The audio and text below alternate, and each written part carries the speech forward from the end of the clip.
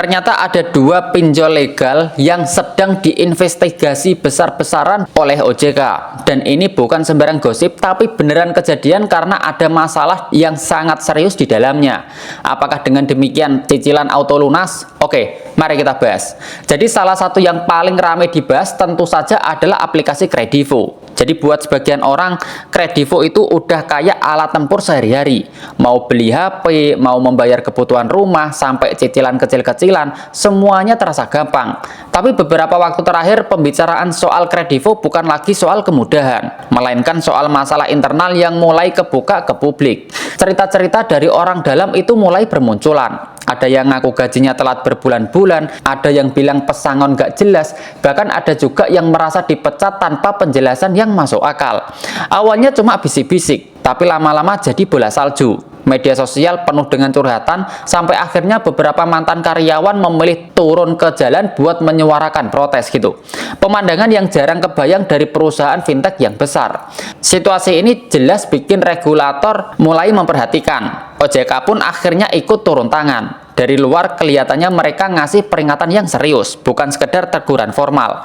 Pesannya jelas, urusan internal harus dibenahi. Pinjol Kredivo harus membenahi internalnya. Kalau enggak, izin operasional Kredivo itu bisa jadi taruhannya. Dan kalau sampai itu kejadian, dampaknya bukan cuma ke perusahaan, tapi juga ke para pengguna yang masih punya cicilan yang berjalan.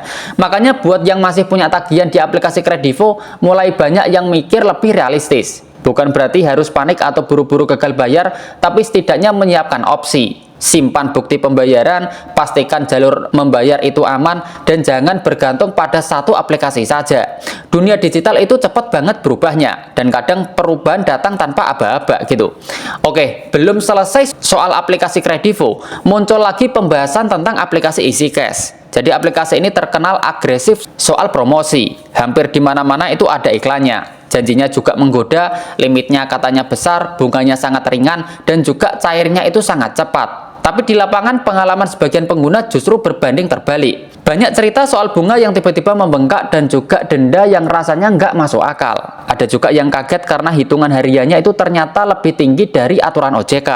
Padahal aturannya sangat jelas, maksimal bunganya itu 0,1% per harinya. Tapi dari laporan pengguna ada yang ngerasa dibebani 2 kali lipat atau bahkan lebih. Cara nagihnya pun bisa bikin stres itu.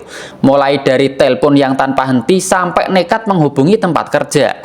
Nah, karena laporan makin numpuk, OJK akhirnya mulai investigasi. Buat siapapun yang ngerasa dirugikan, sebenarnya nggak perlu diam. Laporan resmi itu ada jalurnya, dan justru penting supaya praktek-praktek seperti ini bisa dikontrol gitu.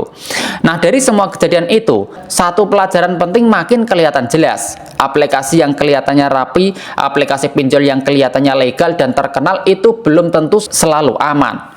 Tetap perlu mikir 2 kali sebelum mengambil utang, karena kalau lagi kepepet, mungkin ada jalan lain yang bisa dicoba dulu.